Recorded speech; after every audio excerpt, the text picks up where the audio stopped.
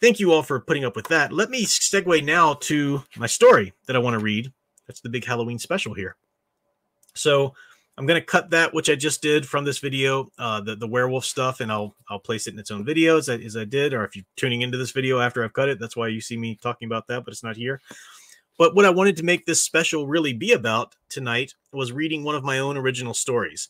Now, I'm not an author of straight up horror, blood and gore, or anything like that, but I dearly, dearly love creepy, spooky stuff like Twilight Zone-esque, kind of styles. And I've written quite a few stories, and I've posted or published quite a few of them in these anthologies from Firebringer Press. This was the last one that they did, so I'll be looking for a new outlet for publication of some of my new ones. I've talked to Ishii about a little bit, some of the things possibly, but just prose stories. And this one was Meanwhile in the Middle of Eternity, published just last year, I believe. And it contains it's kind of my favorite short story that I've written. Now, my short stories are tales. They're tales. And what I mean by that, I've lectured on this. I've taught classes on the difference between a short story and what a tale is. And a tale is much shorter in general. A tale shouldn't be over 10 pages tops, if even that. It can sometimes be told in sort of vignettes. You can skip over bits of time, or you can tell it in a specifically like sort of Aristotelian unity of time, just one specified, hour or something like that. You don't deal with a lot of superfluous things. You really concentrate on a theme or an effect, because tales really descended from Edgar Allan Poe's belief or teachings about what short stories should be, that they should be a unity of effect. They should inspire this effect about somebody. So that's what I'm going for. And that's what I'm going to get here. I got a couple more super chats here. Owen Lister 499, the Zonoids from Guyver. Oh, that's right, you're Guyver. Fit the werewolf archetype. They look human, but are actually monsters in disguise. Cool. Matthew Flynn for £5 rather. Prof, don't forget about King Lycan from Greek myth. Yeah, that's where the idea of lichen and lycanthropy comes from. It was a king that, if I'm remembering correctly, he cooked up his children and served them to the gods for revenge on them. And the gods, realizing they had eaten and consumed human flesh, were so angry that they transformed King Lycan into a wolf, I think, so that he would then, go out and consume flesh and whatnot. And that's where we get the idea of lycanthropy, or even the mental condition, or whatever as it was once called, lycanthropes and whatnot, is from that. Lycan is the name, the Greek name they got that from. So thanks for bringing that up. Appreciate that, Matthew. Final Fantasy fan for $19.99. Thank you, sir. Says, I just have an idea of a story where crime is everywhere, in a city where criminals are straight up vengeful, metaphorically becoming monsters. And the main characters are inspired by our scene Lupin and Sherlock Holmes. Hey, there you go. I've heard good things about Lupin, and I do like my Sherlock. Interesting idea. Go write it. Definitely. Speaking of things that are written, like I said, from Meanwhile in the Middle of Eternity. So I'm just going to be reading my story now. So if you drop super chats, I'll come back and get them afterwards before I sign off. This is a short story, a tale of mine. It's called Girlfriend in the Basement. There's some pretty sweet little art that one of the artists did for it. I'm forgetting the name of it, which is horrible, for it there. So I've read a little bit of the intro of this when we were doing some writing videos, and I was talking about how to hook people description-wise and whatnot at the beginning of your story to keep them reading. So you might recognize some of it if you've been around for some of those streams in the past, but if not, don't worry. We're going to read it all here. Let me get a swig of my water. And it's not too terribly long. Like I said, a tale, it's under 10 pages. So hopefully you will enjoy. It's twisted. It's pretty twisted. This is not the Blue Wonder. This is not a superhero story. This is creepy. This is Halloween theme. But it's not creepy like slasher murderer creepy either. Girlfriend in the Basement. Robert and Vanessa returned from their honeymoon of scenic views and tropical morning afters to an out-of-town airport and a 2-hour drive. They arrived home to find news vans parked before their lemon-yellow bungalow. Vanessa's mother shooed at cameramen standing in the tulips, as her father, still spattered with lemon-yellow paint, led the bewildered couple inside to shut out the crowd. 2 men waited in the living room. One wore a dark suit, while the other held a dolly containing a long wooden crate with Tigress Industries stamped on the top. The man with the suit stood and extended his hand. Robert Slater? Yes, Robert said, keeping his arms around Vanessa. Mr. Slater, I represent Lily Adams. Something dropped in Robert's throat. He felt Vanessa stiffen against him. I'm afraid Miss Adams has taken some rather unorthodox measures. The man avoided the couple's gaze as he spoke. She was recently diagnosed with a rare and fatal heart condition. So rare, in fact, that it attracted the interest of an overseas research facility. Tigris Industries has pioneered new breakthroughs in cryonic stasis. It's still a fuzzy area according to the law and jurisdictions. Suffice to say, she was able to qualify for Tigris's services. Now, typically, her body would be preserved until such time as medical science can find a cure for her condition. However, Miss Adams complicated matters with a revised will and advanced directive. As far as her estate is concerned, she's considered deceased, but she still has the rights of a patient in her current condition. Vanessa traded her husband's side for her father's, leaving the sweat against Robert's ribs to cool in her absence. What does this have to do with me? Robert asked. He looked at Vanessa. I haven't spoken with Lily in over a year. In Miss Adams' will, she left her preserved body to you, the man gestured to the wooden crate, which makes you responsible for her care as a patient. Vanessa buried her head in her father's shoulder. Her advanced directive, the man continued, states that she is to be revived only in the event that you divorce your wife and sign a form of intent to wed Miss Adams. I'm taking you home, Vanessa's father said, turning her toward the door. But when it opened to the eager faces of reporters, Vanessa made a sharp turn. No, that's what she wants. She walked over to the wooden crate, but she's not going to get it. She looked at the man holding the dolly. Put her in the basement. I'll need a power source, ma'am, the man answered. I said in the basement. Headlines like Life, Death, or None of the Above, and Did God Create Man to be a Vegetable, were tossed on Robert and Vanessa's doorsteps each morning. The phone rang constantly with talk show producers eager to exploit the macabre love triangle. The constant messages from lawyers and special interest groups overwhelmed Robert. Though it moved things along when Vanessa's father stepped in, bringing his lawyer and clear-headed advice, Robert felt like a child watching adults clean up his mess. Vanessa's raging didn't help. I swear to God, I'm going to take a sledgehammer and smash her frozen little face in. I'm just as angry as you are, Robert said, but what can we do? Are you? You seem to be handling it just fine. Wife upstairs and girlfriend in the basement. What's there for you to be upset about? That's not fair, he answered, too weary to continue the argument. Vanessa knew the danger they were all in as well as she did. Religious and social organizations threatening to sue over human rights and healthcare violations, while their legal liability was yet to be determined, but she wasn't happy, it seemed, unless Robert was squirming. His protection of the chamber, checking the meter on the box daily and rigging up a backup generator, was all evidence of the torch he still carried for his ex-girlfriend. Why couldn't Vanessa understand? The shame that tugged at his core every time he turned on the television or caught a reporter peeking through the curtains brought him nothing but resentment for clingy, neurotic Lily. He'd never even dated Lily all that long. After 3 weeks of mostly sex and then a weekend month-iversary at a buddy's timeshare, she started talking about what they would name their kids and asking if he minded being confirmed Orthodox for her mother's sake. He backed off fast after that, and the breakup lasted longer than the relationship. Why so sudden, she'd asked, unable to accept it. He'd started declining her request to talk just one more time, and eventually ignored her altogether. She had never gone more than a week, though, without leaving him a message and even sending him a card on each following month-iversary. When he'd begun dating Vanessa, Lily's obsession took a dark turn.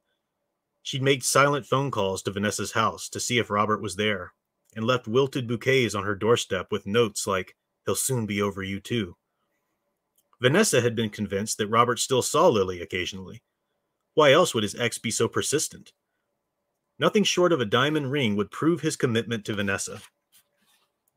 Finally, when they'd announced their engagement, Lily seemed to get the message and stopped all contact with them both. Robert felt foolish now, reading Lily's name next to his own in the papers. She'd never given up. Not until the tech's first monthly visit did Robert see Lily in her current state. As the drop cloth fell, lightning struck down the back of Robert's neck. Lily rested upright against a gray foam substance in her glass casket, making her body appear to float. She was naked except for thin strips of linen draped across her chest and pelvis. For accurate readings, the technician explained, though Robert suspected Lily's flair for seduction. Her closed eyes and naturally pale skin added to the death-like appearance, especially in contrast to the black waves of hair that rolled down and round her shoulders. She would have looked peaceful, except for the harsh industrial light provided by a green electric coil twisting around the inside of the chamber. The court understood the strain that the situation placed on Robert and Vanessa. It is likely, the judge proclaimed, that Miss Adams had tragically gone undiagnosed for mental illness. Her obsession with Mr. Slater and inability to make rational decisions regarding her health care and well-being seemed to prove as much. But now we'll never know. He stalled then with some harsh words for Tigress Industries before giving his verdict. Though laws are now specified to prevent another such occurrence, in this case it is wise to err on the side of life and protect Miss Adams in her current state. He made eye contact with Robert. Yet we must respect the conditions of her do not resuscitate, lest the court set a dangerous precedent. So much for the court's understanding. Vanessa didn't speak for the entire drive home. When they parked in the garage, Robert had to jog after her into the house. As he suspected, she trotted downstairs. "Crazy bitch," she screamed, hurling her purse at the stasis chamber. Robert half expected Lily's eyes to open. They didn't. But when he looked back to Vanessa, she was popping the top from a paint can they had used to accent their bedroom. "Stay there, then," Vanessa continued. "Rot in your little display case while our life goes on around you." She wrenched her elbow away from Robert's grip. "But no one's going to pay any attention to you." She swung the can toward the chamber, and a red plasmatic mass bloomed through the air to splatter the glass over Lily's forehead and ooze down the casing over her body. "Oh, God, Vanessa," Robert said. "You have to stop. You heard the judge." Vanessa turned the cold fury in her eyes onto her husband. "You don't have to look at her to read the meter," she said, before walking upstairs. Robert spent the rest of the evening cleaning the glass, gliding his hands back and forth above the quiet contours of Lily's body. From then on, Vanessa avoided the basement. Robert did the laundry, stored each season's clothes, and did all he could to anticipate and redirect his wife's plummeting mood when she dwelt on their predicament. He still had to check the chamber's meter daily and escort the technician on each monthly visit. Yet as the headlines and reporters faded, Vanessa seemed to pretend that their marriage was nothing out of the ordinary. Though she stopped speaking of her husband's girlfriend in the basement, she grew quiet if he added only to his "I love yous." Still, she began cooking his favorite meals and even showed a renewed interest in sex. Robert didn't know what to make of it until she took to humming lullabies and browsing baby clothes at yard sales. He didn't think they were ready for a child, but he received such frightening peeks behind her serenity when he tried to discuss waiting. "You just want me to remain alone," she said. "What am I supposed to do while you're downstairs with your whore? You can't give me an honest marriage, and now you refuse me this." Then she became so warm when he gave in. "This will change everything. You'll see. We need a part of us in living flesh to bring us back together. I love you enough to want this, don't you?" It was an escape for her, he knew. He wondered what effect his charge in the basement was having on his wife's own mental health. Sometimes, when Vanessa fell asleep, Robert would creep downstairs, pull back the door of the crate, and stare at the shrine that Lily had made of herself to him. She was like an enchanted photograph, an hourglass body frozen in time while Vanessa's body ballooned with child. With each visit to the one part of the house that was solely his own, he developed an affinity for his lovely mute companion. When he was alone in the house, he spoke to her in the glow of devotion cast on her memory by the chamber's backlight. Soon she became a different person from the troublemaking ex-girlfriend. Not even a person at all, really. The girl in the basement became an angel, saving his sanity from the storm that constantly ebbed and flowed upstairs. He divulged his fears and hopes, and after a verbal onslaught of Vanessa's hormones, he would circle the convex chamber glass and glide his hands to a new perspective. As their grandson Jeremy slept in the maternity ward, Vanessa's parents offered to cover the cost of storing the stasis chamber in a hospital's research wing. No child should grow up around such a thing. Vanessa laughed through tears at the generous offer, and Robert knew better than to dissent. But as he held his son, a weight pulled at the joy in his chest. He had no desire to leave Vanessa for Lily, but losing his time alone with the still life downstairs felt like losing the last secret part of himself. He would be nothing more than what was already laid bare for all to judge and command. He disguised his fear and desperation as concern for his family's welfare. What if something happened to the chamber? He was still liable, no matter what kind of contract for care and protection he signed with a hospital. And what would become of his new family if he were to be prosecuted? In the end, he had to settle for storing the chamber locally, with visitation rights to ensure its upkeep. Though the room was private, machines of all sorts were set to monitor. The fluorescent hospital lighting cast his reflection onto the glass above Lily, and from a distance, the sight of them encased together brought a sense of order to Robert's universe. Then he'd step closer and see the lines around his eyes and the gray around his temples, hovering there above Lily's forever perfect flesh. He shied away lest his mortality tarnish her eternal devotion. He might have stopped his visits altogether, if not for the way the nurses treated him, with no condescension or reproachful stares.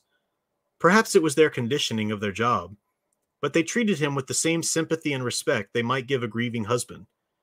He felt solid and sure-footed, walking down the white corridors, past the smiles of powder-blue cherubs and mint-green seraphs, as he came to mourn at Lily's living grave. Jeremy was a natural in Little League, and Vanessa was his eager groupie, dancing in the stands and bringing water to the dugout. Robert bowed out of the spectacle as often as possible. He was Jeremy's father, but Jeremy was Vanessa's child. Robert's wife had become a mother, and they rarely spoke if not about the boy. He tried to form his own bond with his son over Treasure Island, video games, and chocolate bars, but Jeremy didn't have the attention span, and Vanessa placed a ban on junk food and too much screen time. She preferred Jeremy outside with her, playing in the yard while she sunbathed beside the long-dead flower beds. The passing of Vanessa's father only exacerbated the situation. Jeremy became her 12-year-old nurse and confidant in grief, while Robert handled the business end with his mother-in-law.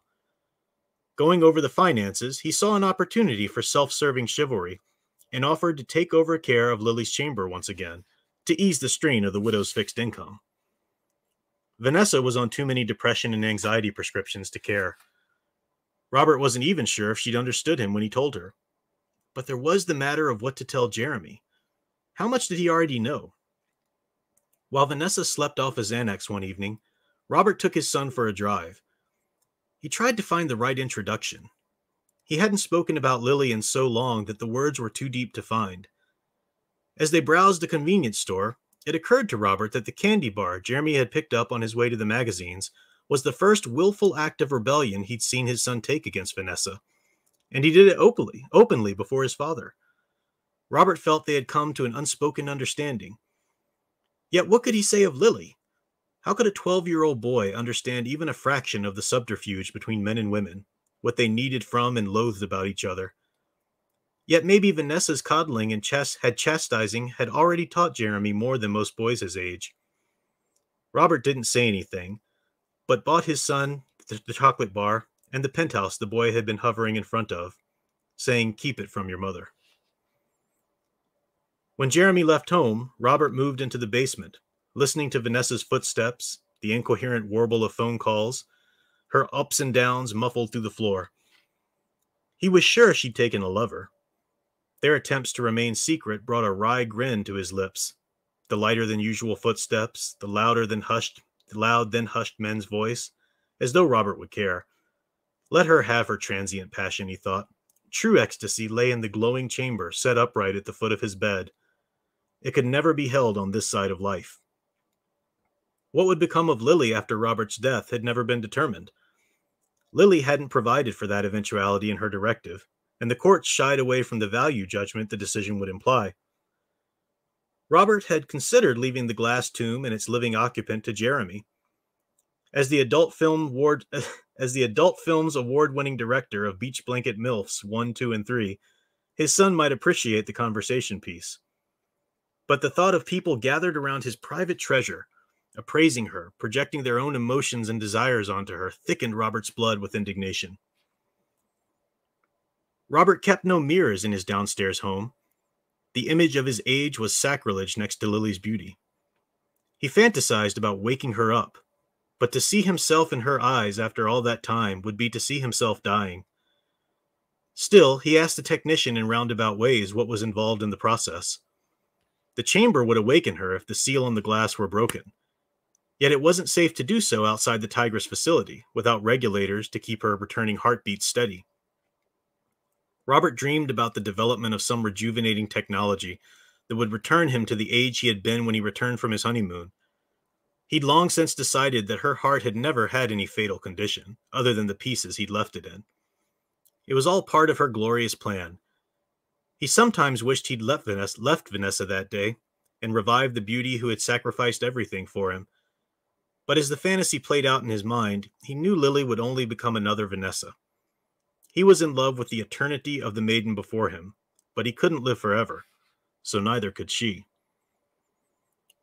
4 people came to Robert's funeral: the Tigress technician who had discovered the bodies, a retired nurse from the research hospital, and Jeremy, who arrived late with his girl of the month. Vanessa refused to attend, too livid over being questioned in a homicide investigation. The priest lamented the loss of both lives and said poignant things about reaping what we sow, forgiveness, and how all things happen for a reason. But none could imagine Robert's reason for opening Lily's chamber, climbing inside, and then resealing the airtight lock. The girlfriend in the basement. So that is the end. Again, a tale, very short, very succinct, hopefully producing an effect, but sticking to themes rather than a bunch of superfluous, things. So I did see out of the corner of my eye, at least a couple super chats happen here. Just want to make sure I get to the beginning of them so I don't lose or miss any of them. Andres Hernandez, comic recommendations for Rocketeer, The Spirit, and The Shadow. You mean at me giving you recommendations for comics? I'm not incredibly well read on any of those characters in the comics. I enjoy all of those characters, and I enjoy the comics that I've read, but I don't know that I'm a expert on them enough to recommend specific runs or titles. But good stuff to look into. Those are all great characters. Andre again, what microphone do you use? I forgot the name of it, honestly. I bought it as it's a low end microphone. I bought it. It came with the arm and the clip and everything, the cable all together. So it was kind of a value deal, but it works for me. I'm not like my dear sound engraver with the studio and the great sound and everything, Matthew Flynn, the gladiator of Kowloon, is my name change visible? If that's your name change, then that's visible. I just call you Matthew Flynn because that's who I know you to be, and it's part of your name. I missed.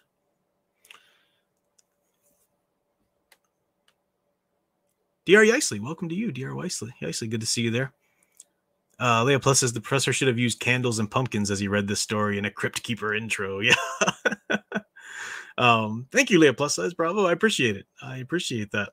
Ed Star 50. Ed Star. Dang, dude. Excellent story. Beautifully read. Thank you. Thank you, Ed Star. Man, that's much appreciated. Thank you very much. Team Ghost Planet. Good story, Prof.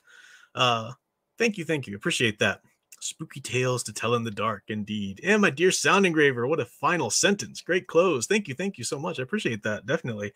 I had on deck here, and I don't have the energy or the steam or the voice to read it right now, but I do have another story in the second anthology that came out, which would make for a good Halloween read if I have the energy at some point tomorrow, maybe after Alyssa goes to sleep. I don't know, it'll be late, but I enjoyed the story quite a bit. It's another favorite of mine, that I had written. Just trying to find, of course, right now I'm blanking on the name. Becoming Anna, is that what it? Yeah, I think it's called Becoming Anna. Unboxing Anna. Unboxing Anna. That's the name of the story. That's another sort of in the same theme realm as this one, but it's I'm pretty happy with that one. So if I can get, what, and I don't even need to have it read before Halloween. So if I don't get a chance tomorrow or whatever, at the very latest, maybe next Friday, I'll just come back on here and read another one of those. So yeah, appreciate it. Yeah, if people like it, I'll read that one as well. There is a you can buy these. You know, they're the Firebringer Press. You know, the small press is given so many copies or whatever to Amazon for sale. So let's see if I can find the link real quick before I you know, just before I forget about it. But it was on sale on Amazon at one point recently. Oops, get into the search field before I start typing.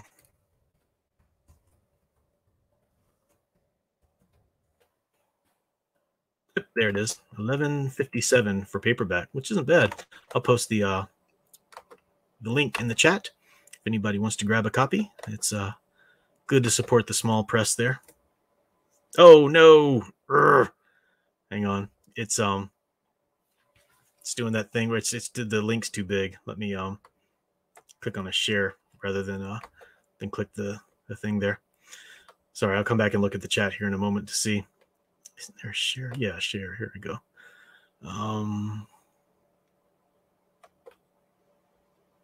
Let's see if it gives a shorter link. Yeah. Hopefully this link will work. It's shorter.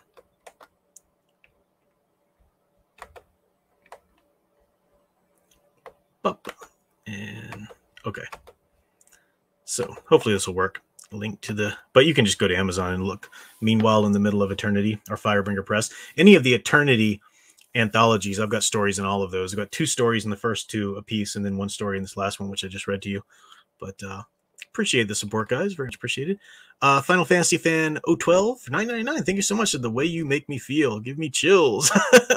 Well, I appreciate that. That's what the story's supposed to do, indeed. Stephen Cruz says the original run of Rocketeer, Dave Stevens. Yeah. I did know that. I don't know why I didn't mention that, but yeah, thanks for reminding me. Chico says, Professor Geek, great story. Sounds like Victor Freeze if his character was twisted. Yeah. Yeah, good one. Awesome story, Reed. Thank you, Stephen Cruz. Appreciate it. Final Fantasy. Oh, I read that one. Okay. Sound Engraver says, if I trusted Analog or Asimov, they're too woke now. If you catch my meaning, I'd convince you to submit it to the magazines. They work in speculative, but this was more science fiction. Yeah, I made a choice, a conscious choice, not to submit it to any of those magazines because I just don't believe in the values that they push anymore. And these are some friends of mine that run this small house publishing, and they do good work. So yeah, I was happy to get it out that way. Owen Lister for $4.99 said, I'd love to see a return of the supernatural action hero like Van Helsing, Underworld, and Blade, horror, gothic, and action-packed. Yeah, like Constantine or Blade, like you said. I've got some of the they came. I didn't get a chance to read them this year. Maybe I'll read them anyway into November. But Marvel re-released a few years back. Maybe I'll re-release my recommendation videos of them.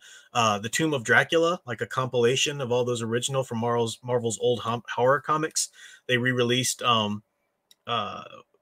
Werewolf by Night, and then some of the not superfluous, but some of the other just general horror comics in general, from which Blade, the character emerged, because Blade did emerge from there at Marvel's original just horror comics before he went on to fight Tomb of Dracula and so forth. So yeah, I'll try and maybe that's a video I'll re-release later tonight is one of my recommendation videos of those, because they were good. They're back here on the shelf behind me, but my recommendation video, I have them laid out in front so you get to see them. So yeah, maybe I'll re-release that. Did I miss it? No, I got everything there. Derry Isley says, I am reminded of when I first started watching your live streams and we used to tease you about keeping girls in your basement. I don't know if, honestly, where the story got its genesis, where the story got its first start, this is embarrassing, but just listening to the radio, guys. I wasn't tuning this in, but there was this Selena Gomez song. It was popular some years ago, and it was called Come and Get It. And the lyrics was like, this girl was just obsessed with this guy, saying that you might not love me now, but I'll just be ready for you. So whenever you're ready for me, come and get it. I'll just stay here waiting for you, And I thought about that mentality, and then it just started to spiral. And there's elements in this story of like, you try to write real world reactions or psychological realism that you can go out and find in the real world and put it into your speculative. So we can't find a person who actually has a girlfriend in cryonic stasis in their basement, hopefully. But you always hear stories of like men hiding their pornography stash from their wives or something like that, or pictures of their ex or something like that, and that was the psychology I was trying to get into a little bit. It was fun. So yeah, Stephen Cruz, that answers your story. What inspired this story, sir? Yep, there you go. Go. Oh, this your story makes me think of a messed up version of Sleeping Beauty. Oh, I've got some messed up versions of Sleeping Beauty. Yeah, I wrote a brief one for my MFA program, more like flash fiction, but interesting. So thanks, guys. Thanks for letting me read that. Really appreciate your support. All the super chats again. Everyone who super chatted. Certainly, Ed Star. Thank you so much, and everybody who contributed. And even if you didn't super chat, just being here in the chat and moving things along and engaging, I very much appreciate that. I do have some work to do tonight, so this won't be. I'm not going to keep rolling on into the evening or anything, but part of my work is releasing some more videos. So I do want to release. Like I said, I'm going to look up as I do some other things. I'll look up my videos that were on that the Marvel collected horror comics, Tomb of Dracula, Werewolf by Night, and so forth, and I'll see if I can re-release those as one or a couple, because I'm doing that whole best of for Halloween. And then, of course, the werewolf speech I gave at the beginning, the werewolf archetype, I'll cut that and I'll try and put that as a video with its own images, and the boogeyman archetype. All of those I'm re-releasing now that I've got more followers. So hopefully you guys will like that. And these are geared towards people if you're writing monsters, or if you're just really interested in monster stories and why they're so appealing and different things. So yeah. Jigoa says, are we going to get any more KOTOR streams in the future? Yes, absolutely. That's been a time thing too. We've got a lot of people here now, and many people probably don't know, but I've actually changed my position teaching now.